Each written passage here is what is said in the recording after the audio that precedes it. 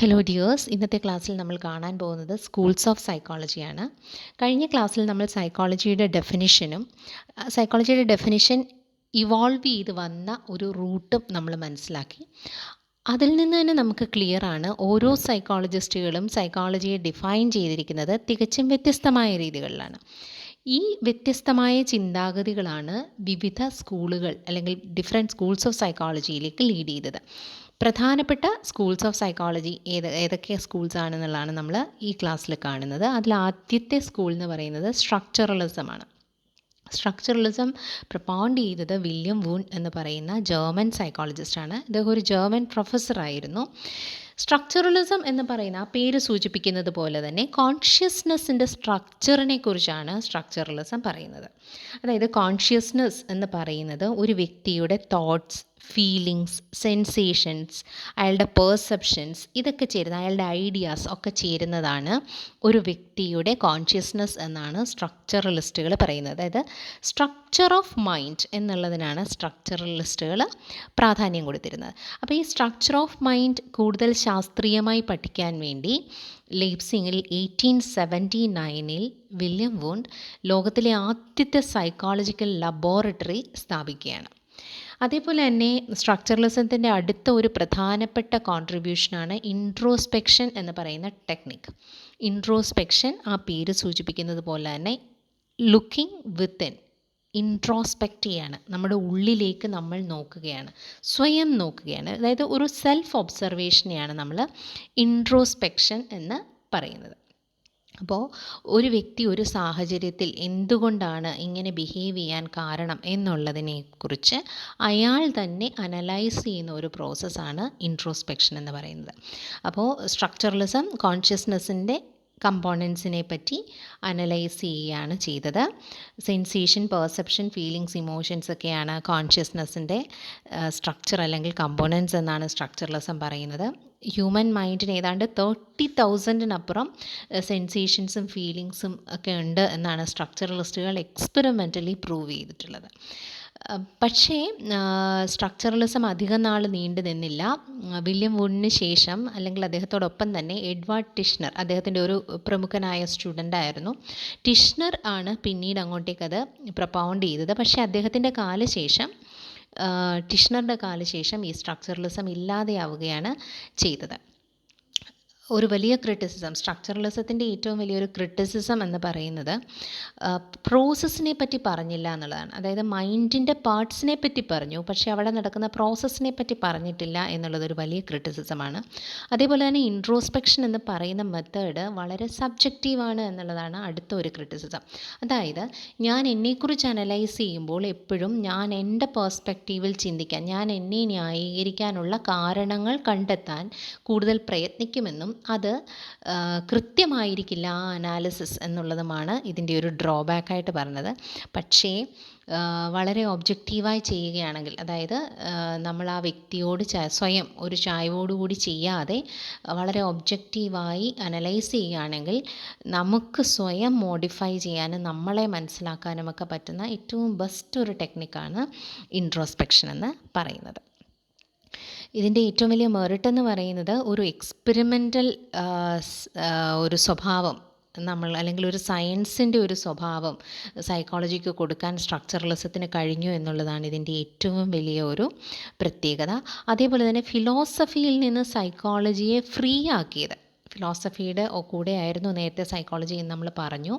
അതിൽ നിന്ന് സൈക്കോളജിയെ ഫ്രീ ആക്കുന്നതിൽ അല്ലെങ്കിൽ ഒരു സെപ്പറേറ്റ് ഡിസിപ്ലിനായിട്ട് സൈക്കോളജിയെ മാറ്റുന്നതിൽ വളരെയധികം പ്രാമുഖ്യം വഹിച്ച ഒരു സ്കൂൾ ഓഫ് തോട്ടാണ് സ്ട്രക്ചറലിസം എന്ന് പറയുന്നത്. നെക്സ്റ്റ് സ്കൂൾ ഓഫ് തോട്ടാണ് functionalism. Structuralism structure of mind ആണ് പറഞ്ഞതെങ്കിൽ ഫങ്ഷണലിസം ഫങ്ഷൻസിൻ്റെ ബേസിസിലാണ് കാര്യങ്ങളെ ഇൻ്റർപ്രറ്റ് ചെയ്തത്. 1800-കളുടെ ഒരു മിഡിൽ ആയപ്പോഴേക്കും അമേരിക്കയിൽ സൈക്കോളജി ഒരു വലിയൊരു ബൂമിലെത്തി, അതായത് വളരെയധികം ഫ്ലോറിഷ് ചെയ്തു.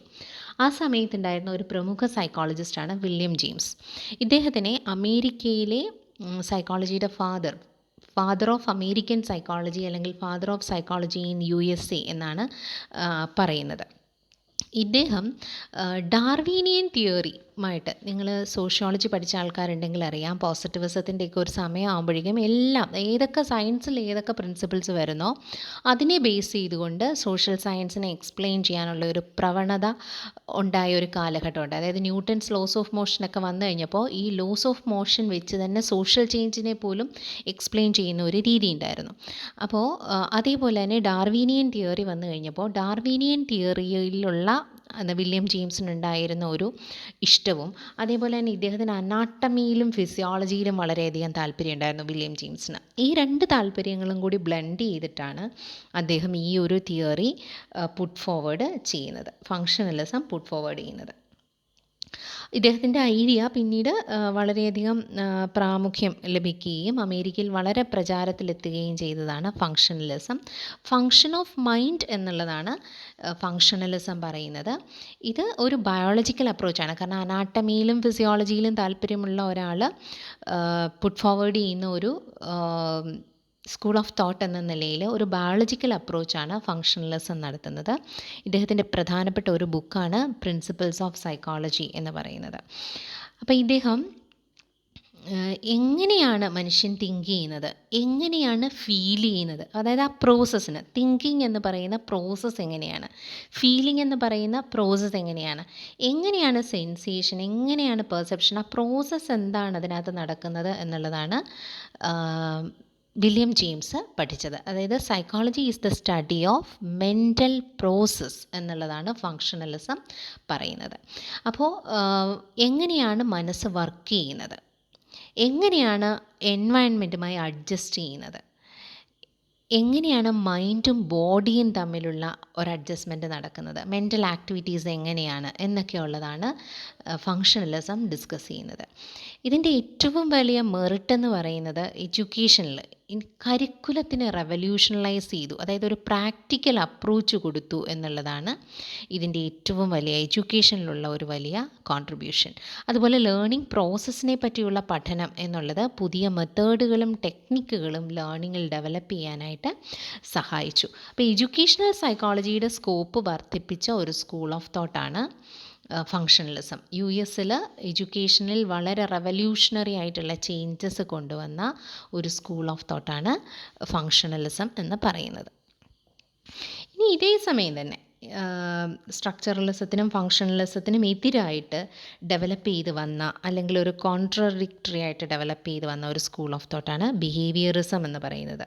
ഇത് മുന്നോട്ട് വെച്ചത്, അതായത് ബിഹേവിയറിസത്തിനെ ഒരു പ്രചുര പ്രചാരം കൊടുത്തത് ജോൺ ബി വാട്സൺ ആണ്. പക്ഷേ ജോൺ ബി വാട്സൺ ആണോ ഇതിൻ്റെ എല്ലാ പ്രിൻസിപ്പിൾസും കണ്ടെത്തിയതെന്ന് ചോദിച്ചാൽ അല്ല. ഐവാൻ പെട്രോവിച്ച് പാവ്ലോവിൻ്റെ ഫൈൻഡിങ്സിനെ ബേസ് ചെയ്തിട്ടാണ് വാട്സൺ ബിഹേവിയറിസത്തിൻ്റെ കോൺട്രിബ്യൂഷൻസ് കൂടുതലായിട്ട് കൊണ്ടുവന്നത്. അപ്പോൾ ശരിക്കും ഇതിൽ ബിഹേവിയറിസം എന്നുള്ള ഒരു പേരിട്ട് വന്നില്ലെങ്കിലും കോൺട്രിബ്യൂഷൻസ് കൊണ്ടുവന്നത് ഐവാൻ പാവ്ലോവാണ്. പക്ഷേ ഇതിന് പ്രചുര പ്രചാരം കൊടുത്തത് ജോൺ ബി വാട്സൺ ആണ്. അപ്പോൾ അദ്ദേഹം ഡിഫൈൻ ചെയ്യുന്നത് ആ പേര് പോലെ തന്നെ behaviourism, behaviour that is psychology is the science of behaviour. എങ്ങനെയുള്ള ബിഹേവിയർ? Observable, measurable behaviour. അതായത് സയൻസിൻ്റെ സ്വഭാവം വന്നു അല്ലേ സൈക്കോളജിക്ക്, എക്സ്പെരിമെൻറ്റ്സിലൂടെയാണ് എല്ലാം. അപ്പോൾ അങ്ങനെ വന്നു കഴിയുമ്പോൾ ഒബ്സർവബിൾ, മെഷറബിൾ ബിഹേവിയറിനെ കുറിച്ചുള്ള പഠനമാണ് സൈക്കോളജി എന്നുള്ളത്. അതായത് കോൺഷ്യസ്നെസ്സിൻ്റെ ബാക്കി തലങ്ങളെ, അൺകോൺഷ്യസിനെയും സബ് കോൺഷ്യസിനെയും ഒക്കെ വിട്ടു അങ്ങോട്ടേക്ക് എത്തുന്നില്ല, സൈക്കോ അനാലിസിസ് വരുന്നേ ഉള്ളൂ. ഓക്കെ, സൈക്കോ അനലിറ്റിക് സ്കൂൾ പറയുമ്പോൾ അത് കുറച്ചുകൂടി ക്ലിയർ ആവും. അപ്പോൾ ഒബ്സർവബിൾ, മെഷറബിൾ ബിഹേവിയറിനെ മാത്രം പഠിച്ചാൽ മതി എന്നുള്ളതാണ് വാട്സൻ്റെ ഒരു അഭിപ്രായം. വാട്സൺ ധാരാളം എക്സ്പെരിമെൻറ്റുകളൊക്കെ ഈ ഒരു ബിഹേവിയർ മോഡിഫിക്കേഷൻ, അതായത് അദ്ദേഹം പറയുന്നത് എൻവയൺമെൻറ്റിന് നമ്മളുടെ ബിഹേവിയറിനെ മോഡിഫൈ ചെയ്യാനായിട്ട് സാധിക്കും. ഒരു പ്രോപ്പർ എൻവയൺമെൻറ്റ് കൊടുത്തു കഴിഞ്ഞാൽ നമുക്ക് ആരെയും എന്തുമാക്കി മാറ്റാം എന്നുള്ളതാണ് വാട്സൻ്റെ. അതായത് ഏത് കുട്ടിയെയും എനിക്ക് തന്നോളൂ, നിങ്ങൾ ആവശ്യപ്പെടുന്ന വ്യക്തിയായി ഞാനവനെ മാറ്റിത്തരാം എന്ന് വളരെ കോൺഫിഡൻ്റായിട്ട് പറഞ്ഞ ഒരു ബിഹേവിയറിസ്റ്റാണ് ജോൺ ബി വാട്സൺ എന്ന് പറയുന്നത്.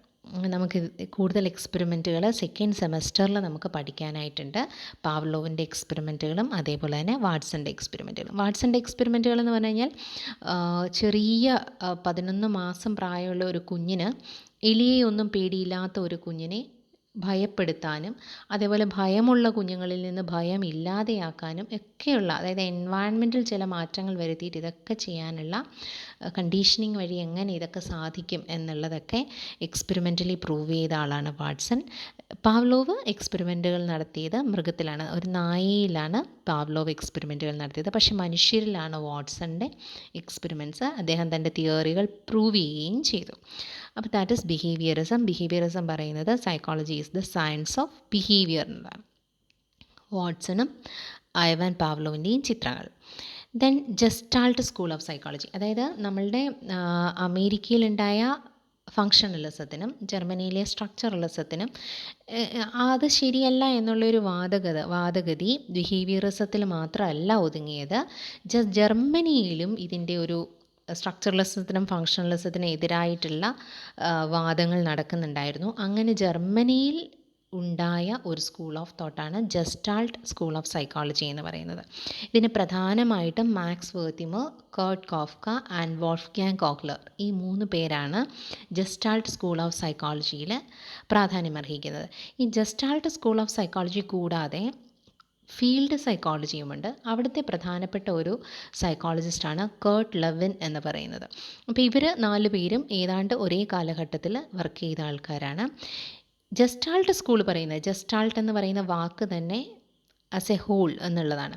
അപ്പോൾ perceiving a situation as a whole, ഒരു സിറ്റുവേഷനെ മുറിച്ചൊന്നുമല്ല വ്യക്തികൾ കാണുന്നത്, അതിനെ ആസ് എ ഹോൾ കണ്ടിട്ടാണ് നമ്മളൊരു സൊല്യൂഷനിലെത്തുന്നത് തുടങ്ങിയ കാര്യങ്ങളാണ് ജസ്റ്റാൾട്ട് സ്കൂൾ ഓഫ് തോട്ട് പറയുന്നത്. മനുഷ്യൻ്റെ ഉള്ളിൽ ഒരു ഇൻസൈറ്റ് ഉണ്ടെന്നും ആ ഇൻസൈറ്റിൻ്റെ പുറത്താണ് മെൻ്റൽ പ്രോസസ്സുകൾ നടക്കുന്നത് എന്നുള്ളതും പറയുന്നു. ഈ ഒരു ചിത്രം എല്ലാവരും കണ്ടിട്ടുണ്ടാവും. ഇവിടെ നമ്മൾ ഒറ്റ നോട്ടത്തിൽ നോക്കിക്കഴിയുമ്പോൾ, അതായത് viewing situation as a whole നമ്മൾ നോക്കിക്കഴിയുമ്പോൾ നമുക്ക് വൃദ്ധരായ 2 മനുഷ്യരെ ഫേസ് ടു ഫേസ് ഇരിക്കുന്നത് കാണാം. പക്ഷെ നമ്മൾ ഉള്ളിലേക്ക് നോക്കിക്കഴിഞ്ഞാൽ നമുക്കറിയാം അവിടെ ഒരുപാട് ചെറിയ ചെറിയ ചിത്രങ്ങൾ ചേർന്ന് വരുന്നതാണ്. ഗിറ്റാർ വായിക്കുന്ന ഒരാളുണ്ട്, തൊപ്പി വെച്ച് വേറൊരാളുണ്ട്, ചെറിയൊരു ഗോപുരത്തിനകത്തു നിന്ന് അതിൻ്റെ വാതിലിലൂടെ കടന്നു വരുന്ന ഒരു കുട്ടിയുണ്ട്. അപ്പോൾ ഇങ്ങനെ ഒരുപാട് കാര്യങ്ങൾ അവിടെയുണ്ട്. പക്ഷെ നമ്മൾ ആസ് എ ഹോൾ നോക്കിക്കഴിയുമ്പോൾ നമുക്ക് കിട്ടുന്ന ഒരു ഇമേജും പാർട്ടായിട്ട് നോക്കുമ്പോൾ കിട്ടുന്നതും രണ്ടെണ്ണമാണ്. അപ്പോൾ ഇതിനെ ബേസ് ചെയ്തിട്ട് ജസ്റ്റാൾട്ട് സ്കൂൾ ഓഫ് തോട്ട് നിരവധി പ്രിൻസിപ്പിൾസൊക്കെ ഡെവലപ്പ് ചെയ്തിട്ടുണ്ട്. അതിനെ പറ്റിയിട്ടൊക്കെ നമുക്ക് സെക്കൻഡ് സെമസ്റ്ററിൽ ഡീറ്റെയിൽഡായിട്ട് കാണാം. അടുത്ത സ്കൂൾ ഓഫ് തോട്ടാണ്, പ്രധാനപ്പെട്ട സ്കൂൾ ഓഫ് തോട്ടാണ് സ്കൂൾ ഓഫ് സൈക്കോ അനാലിസിസ് എന്ന് പറയുന്നത്. സ്കൂൾ ഓഫ് സൈക്കോ അനാലിസിസ് മുന്നോട്ട് വെച്ചത് സിഗ്മണ്ട് ഫ്രോയിഡ് ആണ്. ഇതിനെ സൈക്കോ ഡൈനാമിക് തിയറി എന്ന് പറയും. സിഗ്മണ്ട് ഫ്രോയിഡ് ഒരു വെനീസ് ഫിസിഷ്യനായിരുന്നു. വിയന്നയിലായിരുന്നു സിഗ്മണ്ട് ഫ്രോയിഡ്. അദ്ദേഹം മനസ്സിനെ conscious, subconscious and unconscious, subconscious അല്ലെങ്കിൽ പ്രീ കോൺഷ്യസ് എന്നും പറയും, conscious, subconscious or preconscious and unconscious എന്നിങ്ങനെ 3 തലങ്ങളായിട്ട് ഡിവൈഡ് ചെയ്യാം എന്നുള്ളത്, അല്ലെങ്കിൽ 3 തലങ്ങളുണ്ട് മനസ്സിന് എന്നുള്ളതും, അതേപോലെ ഇഡ് ഈഗോ, സൂപ്പർ ഈഗോ, ഇതിൻ്റെ ഒരു ഡൈനാമിക്സ് ആണ് നമ്മളുടെ മിക്കവാറും എല്ലാ മാനസിക വ്യവഹാരങ്ങളും എന്നുള്ളത് പറഞ്ഞ ഒരാളാണ് സിഗ്മണ്ട് ഫ്രോയിഡ് എന്ന് പറയുന്നത്. ഇദ്ദേഹത്തിൻ്റെ തിയറി ഡെവലപ്പ് ചെയ്യുന്നത് ഇദ്ദേഹത്തിൻ്റെ മുന്നിലെത്തുന്ന രോഗികളെ ഒബ്സർവ് ചെയ്തിട്ടാണ് ഇദ്ദേഹം ഈ ഒരു തിയറി ഡെവലപ്പ് ചെയ്യുന്നത്. അതായത് പല രോഗികൾക്ക്, അത് പ്രത്യേകിച്ച് ഹിസ്റ്റീരിയ പോലെയുള്ള രോഗങ്ങൾ ബാധിച്ച ആളുകൾക്ക് മെഡിസിൻസിനോടൊന്നും അവർ കറക്റ്റായിട്ട് റെസ്പോണ്ട് ചെയ്യുന്നില്ല എന്നുള്ളത്. പിന്നെ ആ രോഗികളുമായി സംസാരിക്കുന്നതിലൂടെ, ഫ്രീ അസോസിയേഷൻ സംസാരിക്കുന്നതിലൂടെ ഇദ്ദേഹം മറ്റ് ചില കാരണങ്ങൾ, ഇവരുടെ ചില മാനസിക പ്രശ്നങ്ങൾ മനസ്സിലാക്കുകയും അതിന് വേണ്ടുന്ന ഒരു തെറാപ്പി, ഇദ്ദേഹത്തിൻ്റെ തെറാപ്പികളിലൂടെ അദ്ദേഹം അവരെ ക്യൂർ ചെയ്യുകയും ചെയ്യേണ്ടായി. അതിൽ നിന്നാണ് ഒരു ഫിസിഷ്യനായ അദ്ദേഹം, ന്യൂറോളജിസ്റ്റായ അദ്ദേഹം ഈ ഒരു ഫീൽഡിലേക്ക് മാറുന്നതും ഈ ഒരു തിയറി പ്രൊപ്പൗണ്ട് ചെയ്യുന്നതും. അപ്പോൾ നമ്മളുടെ മനസ്സിന് ഒരു ബോധതലമുണ്ട്, അതാണ് കോൺഷ്യസ് എന്ന് പറയുന്നത്. ബോധതലം നമുക്ക് ഉണ്ട് എന്ന് പറയുന്നത് പോലെ തന്നെ നമുക്ക് തീരെ അറിയാത്ത ഒരു തലമുണ്ട്, അതാണ് അൺകോൺഷ്യസ് എന്ന് പറയുന്നത്. ഈ ബോധതലത്തിനും നമുക്ക് അറിയാൻ വയ്യാത്ത നമ്മളുടെ അൺകോൺഷ്യസിനും ഇടയിലുള്ള ഒരു പാലം പോലെ ആക്ട് ചെയ്യുന്ന, അല്ലെങ്കിൽ ഒരു നേർത്ത ഒരു ലെയർ പോലെ ആക്ട് ചെയ്യുന്നതാണ് നമ്മളുടെ സബ് കോൺഷ്യസ് അല്ലെങ്കിൽ പ്രീ കോൺഷ്യസ് എന്ന് പറയുന്നത്. ഇപ്പോൾ ഇവിടെ നോക്കിക്കഴിഞ്ഞ് കഴിഞ്ഞാൽ കാണാം, കോൺഷ്യസ് എന്ന് പറയുന്നത് ഈ വാട്ടർ ലെവലിന് മേളിലുള്ള ഒരു ഭാഗമാണ്. വെള്ളത്തിന് ഫസ്റ്റ് ലെയർ, ആ ലെയറാണ് പ്രീ കോൺഷ്യസ് എന്ന് പറയുന്നത്. വെള്ളത്തിൻ്റെ ഏറ്റവും ഡെപ്തായിട്ടുള്ള ഭാഗത്തെയാണ് നമ്മൾ അൺകോൺഷ്യസ് എന്ന് പറയുന്നത്. നമ്മളുടെ ബിഹേവിയറിനെ സ്വാധീനിക്കുന്ന പ്രധാനപ്പെട്ട പല കാര്യങ്ങളും ഈ അൺകോൺഷ്യസിനകത്തുള്ളതാണ്. അൺകോൺഷ്യസിലുള്ള ഫോഴ്സസാണ് നമ്മളുടെ പല ബിഹേവിയറിനെയും സ്വാധീനിക്കുന്നത് എന്നുള്ളതാണ് സൈക്കോഡൈനാമിക് തിയറി പറയുന്നത്.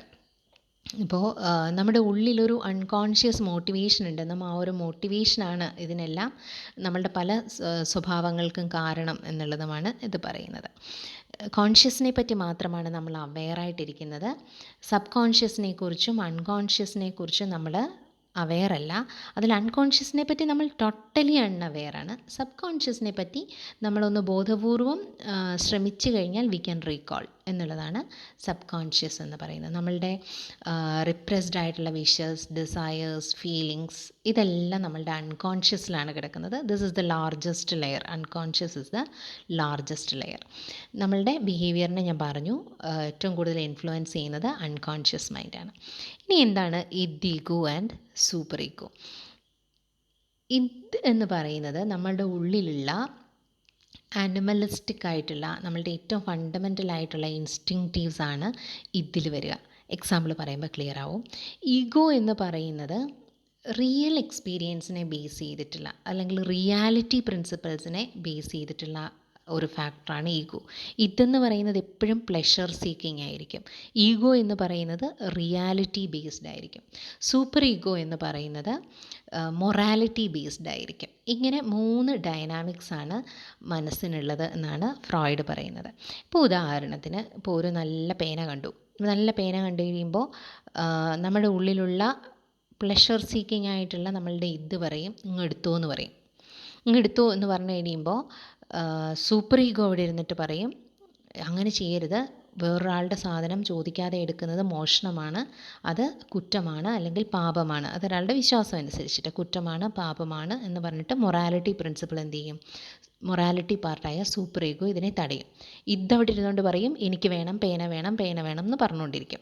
അപ്പോൾ എന്തായി? ഒരു വ്യക്തിയുടെ ഉള്ളിൽ തന്നെ മനസ്സിലൊരു കോൺഫ്ലിക്റ്റ് നടക്കുകയാണ്. വേണം വേണം എന്ന് പറയുന്ന ഒരു പാർട്ടും അങ്ങനെ ചെയ്യരുത് എന്ന് പറയുന്ന ഒരു പാർട്ട്, അല്ലേ? നമുക്കെല്ലാവർക്കും എക്സ്പീരിയൻസ് ചെയ്തിട്ടുള്ള, പേന എടുക്കുന്ന കാര്യമല്ല, നമ്മൾ ജീവിതത്തിൽ ഏതൊരു കാര്യത്തെ ഫേസ് ചെയ്യുമ്പോഴും വളരെ ക്രിട്ടിക്കലായ സിറ്റുവേഷൻസിൽ നമ്മളുടെ മനസ്സ് തന്നെ സ്പ്ലിറ്റ് ചെയ്ത് വേണം വേണ്ട എന്ന് പറയുന്ന ആ ഒരു സിറ്റുവേഷൻ. അപ്പം നമ്മുടെ പ്ലെഷറിന് വേണ്ടി നമ്മുടെ മനസ്സിൻ്റെ ഒരു പാർട്ട് വേണമെന്ന് പറയുകയും മൊറാലിറ്റി എന്ന് പറയുന്ന പ്രിൻസിപ്പിളിനെ ബേസ് ചെയ്ത് മറ്റൊരു ഭാഗം വേണ്ട എന്ന് പറയുകയും ചെയ്യും. അപ്പോൾ ഈ സമയത്ത് എന്ത് ചെയ്യും? ഇവർ തമ്മിലുള്ള കോൺഫ്ലിക്റ്റ് റിസോൾവ് ചെയ്തില്ലെങ്കിൽ അത് ഇൻഡിവിജ്വലിന് കുഴപ്പമാണ്. അപ്പോൾ ആ ഇൻഡിവിജ്വലിനെ പ്രൊട്ടക്റ്റ് ചെയ്യാൻ വേണ്ടി ഈഗോ രംഗപ്രവേശം ചെയ്യും. ഒരു പോലീസുകാരനെ പോലെ ഈഗോ വന്നിട്ട് പറയും, ഇപ്പോൾ ഫോർ എക്സാമ്പിൾ ഗൂഗിളിൻ്റെ കയ്യിലിരിക്കുന്ന പേനയാണെങ്കിൽ ഇപ്പോൾ പറയും, നിൻ്റെ ഫ്രണ്ടല്ലേ, അവനോട് ചോദിച്ചു നോക്കൂ, അവൻ ആ പേന നിനക്ക് തരില്ലേ എന്ന് ചോദിക്കുമ്പോൾ അവിടെ കോംപ്രമൈസ് ആകാണ്. അപ്പോൾ ഈ പേന വേണ്ട ആൾ തൻ്റെ ഫ്രണ്ടിനോട് ചോദിച്ചിട്ട് ആ പേന വാങ്ങിക്കുന്നു. അപ്പോൾ അവിടെ ഇൻഡിവിജ്വൽ എന്തായി? സാറ്റിസ്ഫൈഡായി. അവിടെ ഇതും സൂപ്പർ ഈഗോയും തമ്മിലുള്ള കോൺഫ്ലിക്റ്റ് റിസോൾവ് ചെയ്യുകയും ചെയ്തു. അപ്പോൾ ഇങ്ങനെ ഒരുപാട് സാഹചര്യങ്ങൾ നമുക്ക് പറയാൻ പറ്റും. ഇപ്പോൾ ഒരു ലൈസൻസ് ചെക്ക് ചെയ്യാനായിട്ട്, ഹെൽമെറ്റോ എന്തെങ്കിലും ചെക്ക് ചെയ്യാനായിട്ട് പോലീസ് ഇങ്ങനെ നിൽക്കുകയാണ്.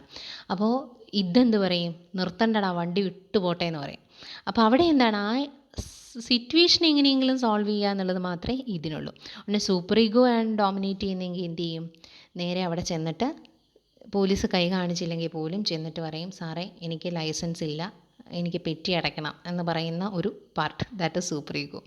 ഈഗോ ആണെങ്കിൽ പറയും, അവിടെയാണ് പോലീസ് നിൽക്കുന്നത്, നേരത്തെ ലൈറ്റ് ഇട്ട് കാണിച്ചിട്ടുണ്ട് ഓപ്പോസിറ്റിൽ നിന്ന് വരുന്നവർ, അതുകൊണ്ട് നമുക്ക് ഇപ്പുറത്തെ ആ ബൈ റൂട്ട് വഴി അങ്ങ് കടക്കാം എന്ന് ഈഗോ എന്ത് ചെയ്യും? ഈ ഒരു 2 സിറ്റുവേഷനെയും കൂടെ കോംപ്രമൈസ് ചെയ്തുകൊണ്ട് പറയും. ഇപ്പോൾ ഒരാൾ പറയും, ഇത് പറയുന്നത് വിട്ടടിച്ചു പോകുമെന്ന് പറയും.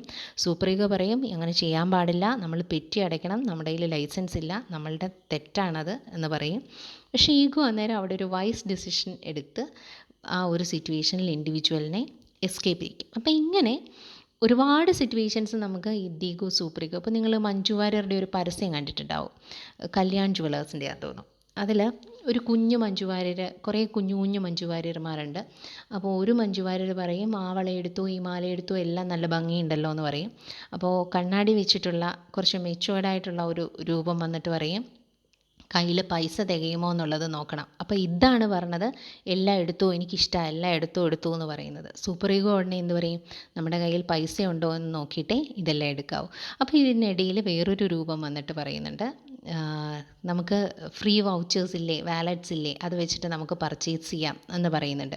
അപ്പോൾ അവിടെ ഇതിനെയും സൂപ്പർ ഈഗോയെയും തമ്മിലുള്ള ആ ഒരു ക്ലാഷിനെ കോമ്പൻസേറ്റ് ചെയ്തുകൊണ്ട് ഈഗോ ഒരു ഡിസിഷൻ എടുക്കുകയാണ്. ലൈഫിലെ എല്ലാ സിറ്റുവേഷൻസിലും ഇങ്ങനത്തെ ഒരു എന്താ പറയുക, ഒരു കോൺഫ്ലിക്റ്റും അതിനൊരു റെസൊല്യൂഷനും നമുക്ക് കാണാനായിട്ട് സാധിക്കും. അപ്പോൾ അങ്ങനെ ഡൈനാമിക്സ് ഓഫ് മൈൻഡും അതേപോലെ സ്ട്രക്ചർ ഓഫ് മൈൻഡും പറഞ്ഞു എന്നുള്ളതാണ് ഇതിൻ്റെ ഏറ്റവും വലിയ, അതായത് തികച്ചും വ്യത്യസ്തമായ ഒരു കാഴ്ചപ്പാടിലൂടെ മനസ്സെന്താണ് എന്നുള്ളത് അവതരിപ്പിച്ചു. അപ്പോൾ അൺകോൺഷ്യസ് മോട്ടിവേഷനുള്ള കാരണങ്ങൾ എന്തൊക്കെയാണ്, അതുപോലെ ചൈൽഡ്ഹുഡ് എക്സ്പീരിയൻസ് എങ്ങനെയാണ് ഒരു വ്യക്തിയുടെ സ്വഭാവത്തെ ബാധിക്കുന്നത്, ഒരു വ്യക്തിയുടെ ഫീലിങ്സിനും ഇമോഷൻസിനും എഡ്യൂക്കേഷനിലുള്ള ഇമ്പോർട്ടൻസ് എന്താണ്, കുട്ടികൾക്ക് പ്രോപ്പറായിട്ട് അവരുടെ ഇമോഷൻസ് എക്സ്പ്രസ് ചെയ്യപ്പെടേണ്ടുന്നത് എന്തുകൊണ്ടാണ്, കുട്ടികളെന്നല്ല കേട്ടോ, നമ്മളാണെങ്കിലും നമ്മുടെ ഇമോഷൻസ് കറക്റ്റായിട്ട് നമ്മൾ എക്സ്പ്രസ് ചെയ്യപ്പെടുന്നില്ല, നമ്മളതിനെ അടിച്ചമർത്തി വെക്കുകയാണെന്നുണ്ടെങ്കിൽ പലതരത്തിലത് നമ്മളെ ബാധിക്കും. പലതരത്തിൽ കുറേയൊക്കെ ഹെൽത്തി ആയിട്ടുള്ള ആൾക്കാർക്കാണെങ്കിൽ കുറച്ച് കഴിയുമ്പോൾ ഒരു ലേറ്റർ ഏജിലൊക്കെ അവർ ആ ബിഹേവിയർ എക്സ്പ്രസ് ചെയ്തിട്ടൊക്കെ അത് സാറ്റിസ്ഫാക്ഷൻ കണ്ടെത്തുന്നതൊക്കെ നമുക്ക് കാണാം. അപ്പോൾ അങ്ങനെ ഫീലിങ്സും ഇമോഷൻസും ഒന്നും നമ്മൾ എന്ത് ചെയ്യാൻ പാടില്ല, സപ്രസ് ചെയ്ത് വെക്കാൻ പാടില്ല. അപ്പോൾ അതിൻ്റെ ഒരു ആവശ്യകതയെപ്പറ്റി, മാലഡ്ജസ്റ്റഡ് ആയിട്ടുള്ള കുട്ടികളുടെ ആ പ്രശ്നങ്ങൾക്കുള്ള കാരണങ്ങൾ എന്താണ്, അതെങ്ങനെ സോൾവ് ചെയ്യാം എന്നൊക്കെ ഉള്ള കാര്യങ്ങളെ പറ്റിയിട്ട് വ്യക്തമായ കുറേ നിർദ്ദേശങ്ങൾ തന്നിട്ടുള്ള ഒരു സ്കൂൾ ഓഫ് തോട്ടാണ് സ്കൂൾ ഓഫ് സൈക്കോ അനാലിസിസ് എന്ന് പറയുന്നത്. അടുത്ത പ്രധാനപ്പെട്ട സ്കൂൾ ഓഫ് തോട്ടാണ് ഹ്യൂമനിസം. ആ പേര് സൂചിപ്പിക്കുന്ന പോലെ ഹ്യൂമൻ ബീയിങ്ങിനാണ് ഇമ്പോർട്ടൻസ് കൊടുത്തത്. ഇപ്പം നമ്മൾ സൈക്കോ അനാലിറ്റിക് തിയറി നോക്കിക്കഴിഞ്ഞ് കഴിഞ്ഞാൽ അതിന് കൂടുതൽ ഡീപ്പായിട്ട് പഠിക്കുമ്പോൾ നമുക്ക് മനസ്സിലാവും, മനുഷ്യനെന്ന് പറയുന്നത് അൺകോൺഷ്യസിൻ്റെ കയ്യിലെ ഒരു പാവയാണെന്നുള്ള ഒരു രീതിയിലാണ് ഫ്രോയിഡ്, അതായത് എല്ലാത്തിനെയും കൺട്രോൾ ചെയ്യുന്നത് അൺകോൺഷ്യസ് ആണ്, നമ്മളുടെ കോൺഷ്യസ്നെസ്സിന് യാതൊരു സ്ഥാനവുമില്ല എന്നുള്ള, അല്ലെങ്കിൽ അൺകോൺഷ്യസിനൊരു ഓവറായിട്ടുള്ള ഒരു പ്രാധാന്യം കൊടുക്കുന്ന രീതിയാണ് സൈക്കോ അനാലിറ്റിക് സ്കൂളിനുള്ളത്. അപ്പോൾ ഇതിനെ എതിർത്തുകൊണ്ട് മനുഷ്യനെന്ന് പറയുന്നത് അൺകോൺഷ്യസിൻ്റെ കയ്യിലെ കളിപ്പാവകളല്ല, മനുഷ്യന് അവൻ്റേതായ ഫ്രീഡമുണ്ട്, അവൻ്റേതായ ഒരു എക്സിസ്റ്റൻസ് ഉണ്ട്, അവൻ്റേതായ ഒരു വില്ലുണ്ട് എന്ന് പറഞ്ഞുകൊണ്ട് വന്ന ഒരു പുതിയ ചിന്താഗതിയാണ് ഹ്യൂമനിസം. ഇതിൻ്റെ പ്രധാനപ്പെട്ട ആളുകൾ അബ്രഹാം മാസ്ലോവും കാൾ റോജേഴ്സുമാണ് മെയിൻ പ്രൊപ്പണൻസ് ആയിട്ട് ഹ്യൂമനിസത്തിൽ വരുന്നത്. അടുത്ത സ്കൂൾ ഓഫ് തോട്ടാണ് കോഗ്നിറ്റിവിസം. കോഗ്നിറ്റിവിസം പറയുന്ന പോലെ നമ്മളുടെ കോഗ്നീഷനുമായി ബന്ധപ്പെട്ട്, കോഗ്നേറ്റീവ് ആക്ടിവിറ്റീസുമായി ബന്ധപ്പെട്ടുകൊണ്ട് സൈക്കോളജിയെ ഡിഫൈൻ ചെയ്തു. അതായത് തിങ്കിങ്, മെമ്മറി, ലാംഗ്വേജ് ഡെവലപ്മെൻറ്റ്, നമ്മളുടെ പെർസെപ്ഷൻ, പ്രോബ്ലം സോൾവിങ്, ക്രിയേറ്റിവിറ്റി, ഇതിനെക്കുറിച്ചിട്ടൊക്കെ എക്സ്പ്ലെയിൻ ചെയ്ത തിയറിയാണ് കോഗ്നിറ്റിവിസം, അല്ലെങ്കിൽ സ്കൂൾ ഓഫ് തോട്ടാണ് കോഗ്നിറ്റിവിസം. ഇതിനെ വൈറ്റ് ബോക്സ് തിയറി, ഈ ഒരു കോഗ്നിറ്റീവ് റെവല്യൂഷനെ വൈറ്റ് ബോക്സ് തിയറി എന്നാണ് പറയുക. ഇവർ ബിഹേവിയറിസത്തിനെതിരായിരുന്നു. ബിഹേവിയറിസം എന്ന് പറയുന്നത് ബിഹേവിയർ മോഡിഫിക്കേഷൻ എന്നുള്ള ആ ഒരു കൺസെപ്റ്റിന് എതിരായിട്ട് അവരതിനെ ബ്ലാക്ക് ബോക്സ് തിയറി എന്നാണ്, ബിഹേവിയറിസത്തിനെ ബ്ലാക്ക് ബോക്സ് തിയറി എന്നും കോഗ്നിറ്റിവിസത്തിനെ വൈറ്റ് ബോക്സ് തിയറി എന്നുമാണ് പറയുന്നത്. അപ്പോൾ ബിഹേവിയറിസം പറയുന്നത് എല്ലായ്പ്പോഴും ഒരു സ്റ്റിമുലസ് ഉണ്ടാവും, അതിനോടനുബന്ധിച്ചിട്ടുള്ള ഒരു റെസ്പോൺസാണ് ലേണിംഗ് എന്നുള്ള രീതിയിലാണ് ബിഹേവിയറിസം പറയുന്നത്. പക്ഷേ കോഗ്നിറ്റിവിസം പറയുന്നത് അങ്ങനെ വെറും ഒരു സ്റ്റിമുലസ് റെസ്പോൺസ് കോമ്പിനേഷൻ ഒന്നും അല്ല ലേണിംഗ്, അവിടെ ആക്റ്റീവായ ചില കോഗ്നിറ്റീവ് പ്രോസസ്സുകൾ നടക്കുന്നുണ്ട് എന്നുള്ള രീതിയിൽ വാദിച്ച സ്കൂൾ ഓഫ് തോട്ടാണ് കോഗ്നിറ്റിവിസം. അതിൻ്റെ പ്രധാന പ്രൊപ്പണൻ്റാണ് എഡ്വേർഡ് ടോൾമാൻ. അതിൽ വളരെയധികം കോൺട്രിബ്യൂഷൻസ് കൊടുത്തിട്ടുള്ള വളരെ പ്രശസ്തനായ സൈക്കോളജിസ്റ്റാണ് ജീൻ പിയാഷെ. ഇത്രയുമാണ് നമുക്ക് പ്രധാനപ്പെട്ട സ്കൂൾസ് ഓഫ് തോട്ടായിട്ട് പറയാനുള്ളത്. ഇനി സോഷ്യൽ സൈക്കോളജി ഉണ്ട്. സോഷ്യൽ സൈക്കോളജി നമ്മൾ പഠിക്കാനുണ്ട്, നമുക്കൊരു തിയറി പഠിക്കാനുണ്ട്. സോഷ്യൽ ഇൻ്ററാക്ഷൻസിലൂടെയാണ്, അല്ലെങ്കിൽ സോഷ്യൽ ഇൻ്ററാക്ഷൻസ് ആണ് ബിഹേവിയർ മോഡിഫിക്കേഷന് കാരണം എന്നുള്ള രീതിയിൽ, സോഷ്യൽ ഇൻ്ററാക്ഷനിലൂടെയാണ്, നമ്മളുടെ എഡ്യൂക്കേഷനിലേക്ക് പറയുകയാണെങ്കിൽ സോഷ്യൽ ഇൻ്ററാക്ഷനിലൂടെയാണ് ലേണിംഗ് നടക്കുന്നത് തുടങ്ങിയ കാര്യങ്ങളെ പറ്റിയിട്ട് പറഞ്ഞ സ്കൂൾ ഓഫ് തോട്ടാണ് സോഷ്യൽ സൈക്കോളജി. അതേപോലെ തന്നെ ബയോളജിക്കൽ സ്കൂൾ ഓഫ് തോട്ട് ഉണ്ട്. അവർ പറയുന്നത് ബ്രെയിനും നെർവസ് സിസ്റ്റവും ഹോർമോൺസും അതുമായി റിലേറ്റ് ചെയ്ത പഠനങ്ങളൊക്കെ വരുന്നതാണ് ബയോളജിക്കൽ സ്കൂൾ ഓഫ് തോട്ട് എന്ന് പറയുന്നത്. അവിടെ ഫോർഗെറ്റിങ്ങിൻ്റെ ന്യൂറോളജിക്കൽ കോസസിനെ പറ്റിയിട്ടും ഹോർമോൺ ചേഞ്ചസ് വരുത്തുന്ന പ്രശ്നങ്ങളെ പറ്റിയിട്ടും ഒക്കെ ഡീറ്റെയിൽഡ് ആയിട്ട് biological school of thought explain ചെയ്യുന്നുണ്ട്. ഇത്രയാണ് പ്രധാനപ്പെട്ട സ്കൂൾസ് ഓഫ് തോട്ട് എന്ന് പറയുന്നത്, സ്കൂൾസ് ഓഫ് സൈക്കോളജി. അപ്പോൾ ഇത്രയും മനസ്സിലായി എന്ന് വിചാരിക്കുന്നു. Thank you.